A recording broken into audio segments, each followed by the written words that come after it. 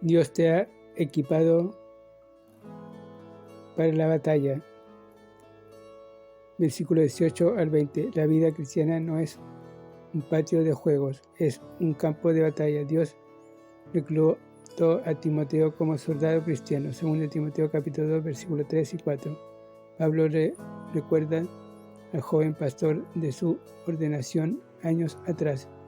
Es evidente que algunos de los profetas de la iglesia local habían recibido la instrucción del Espíritu Santo para apartar a Timoteo y ordenarle para el servicio especial. Hechos capítulo 13, versículo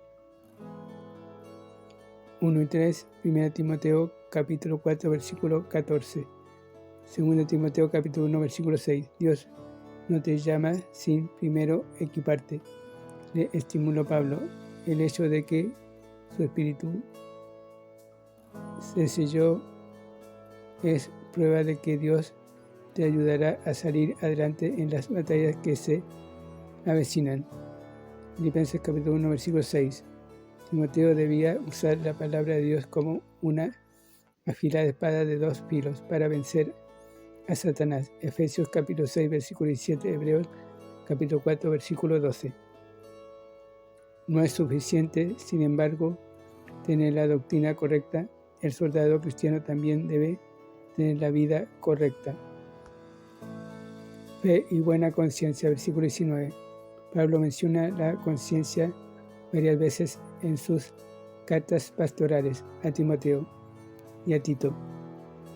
Y ese capítulo 1, versículo 5, 1 Timoteo capítulo 1, versículo 19, capítulo 3, versículo 9, 2 Timoteo versículo 3.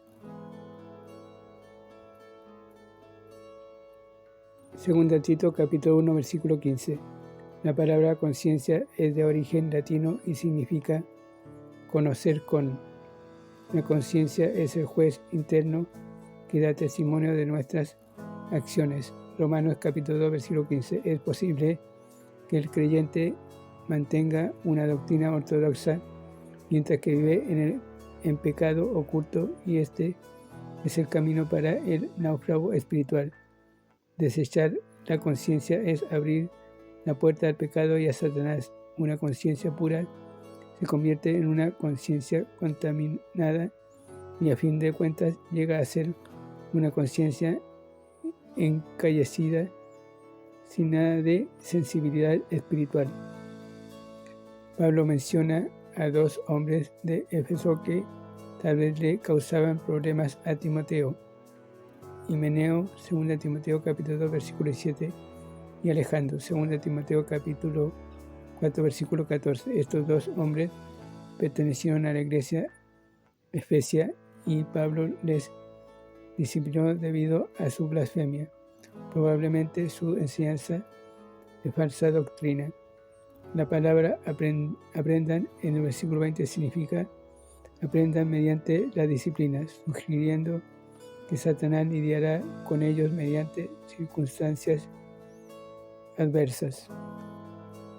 No era fácil para el joven Timoteo enfrentar a estos hombres con la verdad de Dios, pero tenía que hacerlo para preservar la pureza y el poder de la iglesia. Habría menos doctrinas falsas si los cristianos hubieran resistido a los falsos maestros de ayer. Comentario capítulo 2. En los capítulos 2 y 3, Pablo se refiere al ministerio público de la iglesia y los papeles que los diferentes miembros deben desempeñar. El capítulo 1 analiza el ministerio de la palabra y su énfasis está en la oración. Los dos principales ministerios del pastor son la palabra de Dios y la oración. Hechos capítulo 6, versículo 4. Es triste ver a las iglesias privándoles a sus pastores de estos importantes ministerios, a mantenerlos ocupados promoviendo un programa, complaciendo a la gente y practicando la política eclesiástica. Si las iglesias simplificaran su organización y purificaran sus motivos, los pastores podrían realizar la obra espiritual para la gloria de Dios. Es importante que la Iglesia tenga un ministerio equilibrado en la palabra de Dios y la oración. La palabra instruye a la Iglesia, la oración la inspira a obedecer la palabra. La Iglesia que tiene abundancia de enseñanza bíblica, pero poca oración, tendrá mucha luz, pero poco calor. Será ortodoxa, pero congelada. El otro extremo es la que tiene mucha oración y entusiasmo religioso, pero muy poca enseñanza de la palabra. Esto puede producir un grupo de personas con mucho celo, pero sin conocimiento. El lugar de la oración en la iglesia local. Versículos 1 al 8. Su importancia. Pablo menciona antes que todo a la oración. La iglesia local no ora debido a que se espera que lo haga, ora debido a que la oración es vital para la vida de la iglesia local. El Espíritu Santo obra en la iglesia mediante la oración y la palabra de Dios. 1 Tesalonicenses capítulo 2 versículo 13, Efesios capítulo 3 versículos 20 y 21. La iglesia que ora tendrá poder y hará un impacto duradero, pero por Cristo. Nótese cómo los creyentes en Hechos se dedicaron a la oración y vencieron a sus enemigos. Pablo nos exhorta a orar, es importante. Su naturaleza. Las oraciones de la iglesia deben incluir 1. Rogativas, que significa decirle a Dios nuestras necesidades. 2. Acciones de adoración y alabanza. 3. Intercesión, que involucra petición a favor de otros. Y 4. Acciones de gracia o gratitud por lo que Dios ha hecho.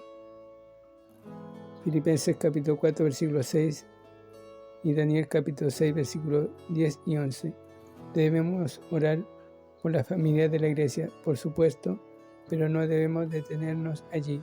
Todos los hombres, versículo 1, necesitan nuestras oraciones. Sus metas. El versículo 2 sugiere que la oración ayuda a mantener la paz en nuestra sociedad. En la medida en que los cristianos oran por los líderes gubernamentales, Dios rige y protege a su iglesia de los hombres impíos. El versículo 3 indica que sobre toda otra cosa la oración agrada a Dios y glorifica a Cristo. Si oramos solo para satisfacer nuestras necesidades, tenemos un punto de vista muy bajo de la oración. Por supuesto, debemos orar por la salvación de los perdidos. Versículos 4 al 7. Cristo murió por todos los hombres y Dios quiere que todos sean salvos.